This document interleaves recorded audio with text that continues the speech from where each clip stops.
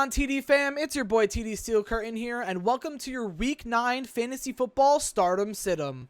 First things first, we're going to start off with the quarterback position. This week is very interesting, with 1, Tom Brady being on a bye week, and 2, Aaron Rodgers getting diagnosed with COVID. And because of that, we're going to be taking a look at 4 QBs this week on whether you should start or sit them, starting off with Joe Burrow versus the Browns. Joe Burrow has been rolling as a fantasy QB. He's been putting up incredible numbers with him, Joe Mixon, and Jamar Chase. Against the Browns, I think they'll have, a great week, good numbers for all 3 of those guys, but specifically Joe Burrow, he will do well. He will put up good numbers against the Browns, so start Joe Burrow if you have him. Then moving on to Derek Carr versus the Giants. This is more of a guy that you would want if your QB is on a bye week or is injured or just isn't playing this week. I think this is a good matchup for Derek Carr, and even though he won't have Henry Ruggs this week, he's coming off a bye week, and I think he should do well, so that's another start for Derek Carr. Moving on, we have Carson Wentz versus the Jets. Wentz is heading into this matchup with 20 fantasy points per game, around 20 fantasy points per game, and against the Jets, I think that will continue, if not be better. The Jets have been having a lot of high-scoring games recently. I think it'll be a good matchup. I think Carson Wentz should have no problem against the Jets. So I think those numbers would be good. If you need another QB to start, I would start Carson Wentz. Finally, we're going to be taking a look at Ryan Tannehill versus the Rams. Even though Tannehill has been doing very good the past week or two, I think this game he will be a major bust, and this is a sit for me. The Rams just have an incredible defense, an incredible pass rush. Tannehill is not going to have Derrick Henry to run the ball this week. Julio Jones is questionable. So I think all of Tannehill's weapons are kind of dwindling away, which is going to make it a lot harder for him to make plays and score points.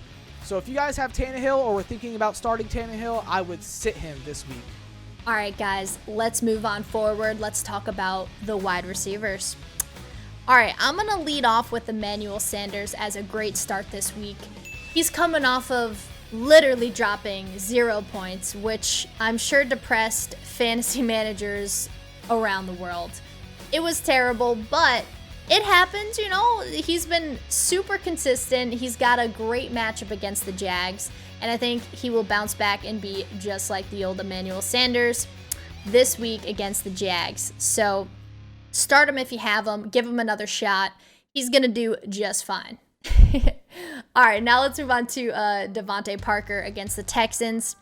Devontae Parker has been getting 7 to 9 targets a week, and he's obviously a very talented player. He's got a very favorable matchup against the Texans this week, so I think he's a great start and someone who you could easily flex if your team is super cracked, or maybe even, push in wide receiver 2 if your team's not so cracked. Now let's talk about the 2 sit-ems of this week. For the first one, I'm going to go with Mike Williams. It's really sad. The guy had an incredible start to the season, and everyone was hopeful that this was going to be his year. Unfortunately, he's dropped off to his inconsistent self, and you hate to see it, but, I don't trust in Mike Williams anymore, and I don't think you should either. Number 2, we're going to go with Boyd on the Bengals. He's another sit-em for this week. And I think it's going to be tempting for people to start him after a very hot week last week. But at the end of the day, Jamar Chase is the number 1 receiver on that team. T. Higgins is also a great option. And of course, they've got Joe Mixon at running back. I mean, it's a pretty good team. I don't think it's easy for him to have a pop-off week. And I think that if you got Boyd, I wouldn't read into his great week last week too much, and I'd still bench him this week. Moving on to running backs, I'm starting Josh Jacobs of the Las Vegas Raiders. Now, if you remember last week, we targeted this New York Giants defense mainly because of injuries, but on top of that, they have let up 100 yards in 7 of its first 8 games to running backs. And Josh Jacobs is on a 4-game TD streak. I'm looking for him to extend his streak this Sunday. And for my sit this week at running back, I have Adrian Peterson. That's right, AP got signed by the Titans this week. And while that may sound like a flashy sign, let me remind you that Adrian Peterson is now 36 years old. On top of that, he is facing a Rams defense that just picked up Von Miller in a blockbuster trade, which even more bolstered that already strong defense. On top of that, you don't know how the Titans are going to use AP, so I'm avoiding this matchup for this week. All right, guys, we're going to be moving on to the tight end positions for this week. And coming in hot at number 1, I got Mike Gesicki being the guaranteed starter this week with the matchup against Houston Texans and the connection between him and Tua that they developed over the season. We see the production with Mike increase, and with the matchup, this is a guaranteed start. Mike Gesicki is going to be the highest scoring tight end in fantasy for this week in week 9, so he's guaranteed must start. And on the other end, for sitting, I have Tyler Higbee. Tyler Higbee has been a downward trend from the very beginning of the season.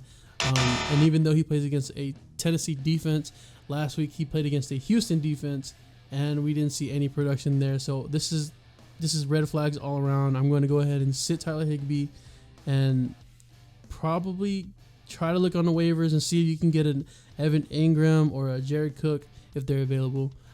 Anybody but Tyler Higbee. And yeah. Alright guys, so lastly, to conclude the video, we're going to go ahead and throw in a defense and kicker for you guys. Defense is an automatic start. We're going to go ahead and start the Buffalo Bills. And with their matchup against Jacksonville Jaguars, we're going to go ahead and see a blowout. I mean, as kickers, we're going to go ahead and also in Buffalo start Tyler Bass.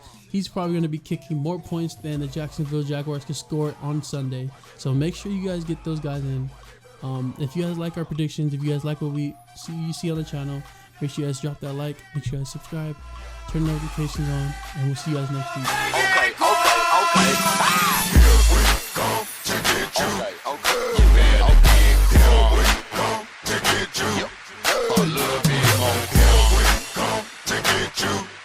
You better